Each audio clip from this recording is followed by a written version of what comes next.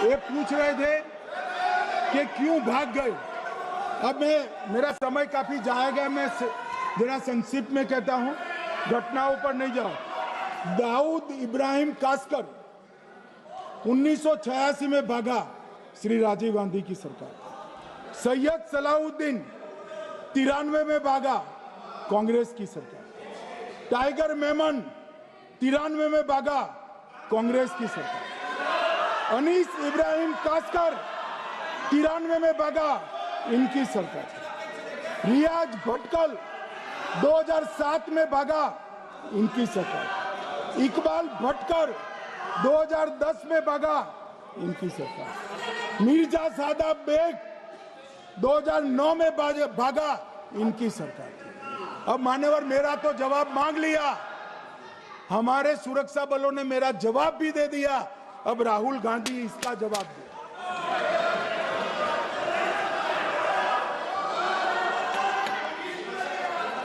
मान्यवर, अब मैं कश्मीर के विषय में मैं बात करना चाहता हूं। कल कहते थे कि गृह मंत्री ने भाषण किया था कि 370 की कलम जाएगी तो आतंकवाद कम हो जाएगा। क्या हो मान्यवर, मेरा हिसाब देना बनता है।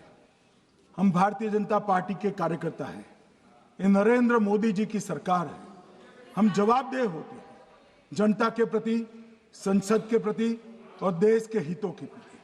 मैं आज देश की जनता के सामने 2004 से 14 और 2015 से 25 10-10 साल का लेखा जोखा रखना चाहता हूं। 2004 से 14 में अखंड सोनिया मनमोहन की सरकार थी 10 साल की, और 15 से 25 अखंड रूप से नरेंद्र मोदी जी की सरकार। कश्मीर में टेरर इंसिडेंट 7217 हुए थे 2004 से 14 में। 70% की कमी के साथ 2150 हो गए 1525। नागरिकों की मृत्यु 2004 से 14 में 1770 हुई, 2015 से 25 में कम होकर 357 हो गई, 80%।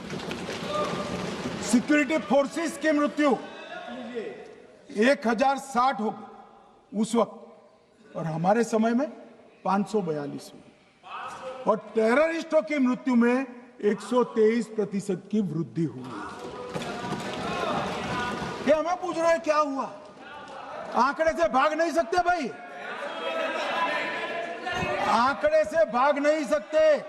और अब मैं कहता हूं कि धारा 370 ने कश्मीर में आतंकवादी इकोसिस्टम को नष्ट कर दिया है, जिस धारा 370 को आपने इतने साल तक बचा कर।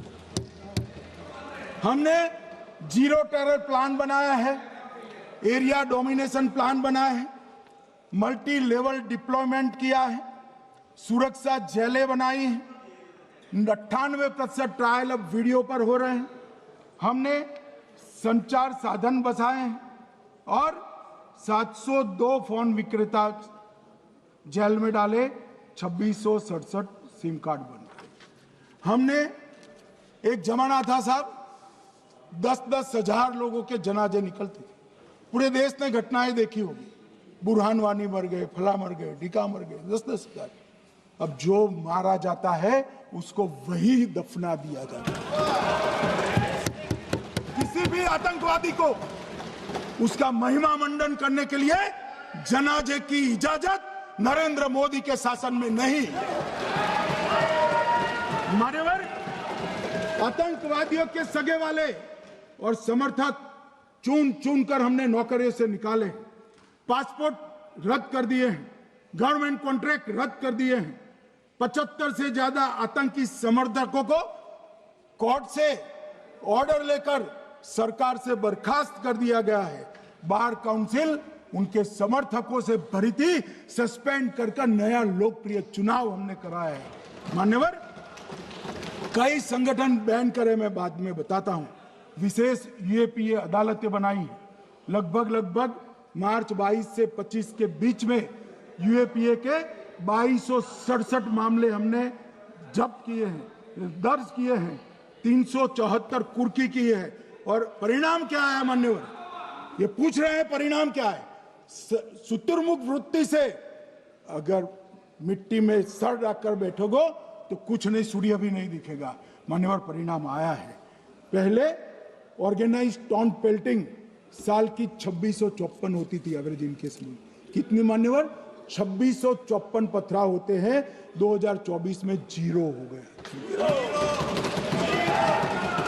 मान्यवर ऑर्गेनाइज हड़ताल पाकिस्तान से ऐलान करते थे, घाटी बंद रहती थी। पाकिस्तान की भी हिम्मत नहीं है, घाटी में भी हिम्मत नहीं है। इनके समय में साल में 132 दिन घाटी बंद रहती थी। अब ऑर्गेनाइज हड़ताल 3 साल से 0 है। मानव टॉन पेल्टिंग में नागरिकों की मृत्यु हर साल 112 होती थी। 3 साल से नागरिकों की मृत्यु 0 है। मान्यवर जख्मी होते थे 6235 लोग टॉन पेल्टिंग में, आज 0। मान्यवर आज मैं बताता हूं, एक समय में हुर्रियत के नेताओं को यहां वीआईपी ट्रीटमेंट मिलती थी, हुर्रियत के साथ चर्चा करते थे। और ये हुर्रियत वाले आते थे, रेड कारपेट पूरा रोड खाली कर सीधा आता था और मनमोहन सरकार के दूत इनके साथ चर्चा करते थे। सारे हुर्रियत के कंपोनेंट हमने बैन कर दिए हैं, सारे जेल की सलाखों के पीछे। हम कोई हुर्रियत से बात करना नहीं चाहते। मैं सदन में नरेंद्र मोदी जी की नीति दोहराना चाहता हूं। हुर्रियत टेररिस्ट संगठनों के आउटफिट है, हम इनसे बात नहीं करेंगे। हम अगर किसी से बात करेंगे तो घाटी के युवाओं के साथ बात करेंगे, हुर्रियत के साथ बात। मान्यवर चुनाव के दौरान डर का माहौल होता था, अब 98.3% मतदान हुआ पंचायत चुनाव। कांग्रेस की बंद बहिष्कार का समय बंद हो गया। सेपरेटिस्ट बात करना चाहते थे, अब वो नहीं कर सकते। और मान्यवर 2019 के बाद हमने कितने संगठन बैन करे, मैं बोलना चाहता हूं, थोड़ा समय चाहिएगा मान्यवर।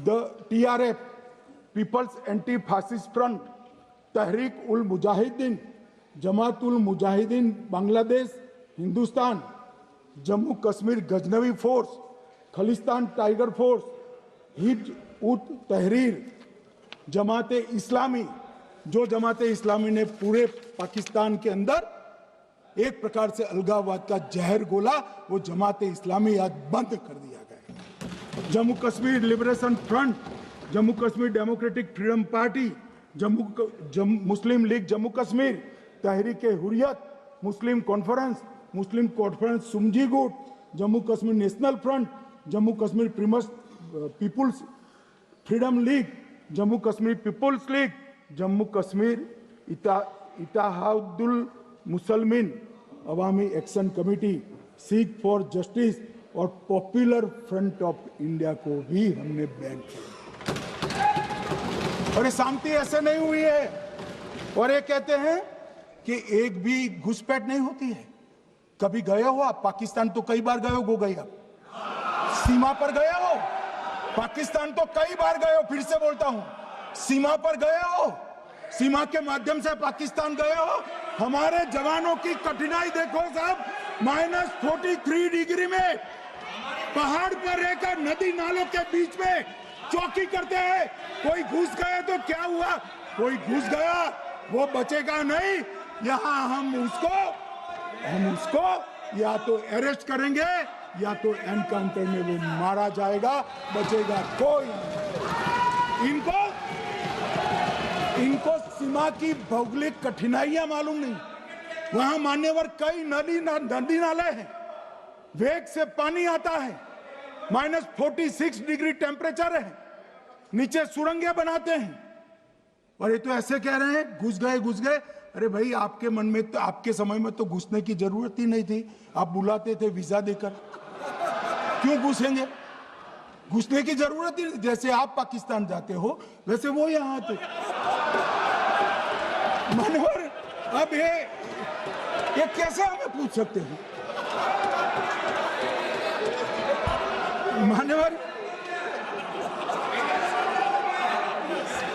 मान्यवर, मैं समझ रहा हूं। मान्यवर, मैं समझ रहा हूं पोटा का विरोध करने वाले को नरेंद्र मोदी की आतंकवादी विरोधी नीति नहीं पसंद आई।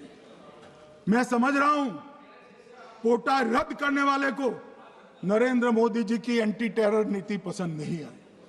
मैं समझ रहा हूं टेररिस्टों का बचाव कर वोट बैंक बनाने वालों को एक कोई नीति पसंद नहीं आएगी।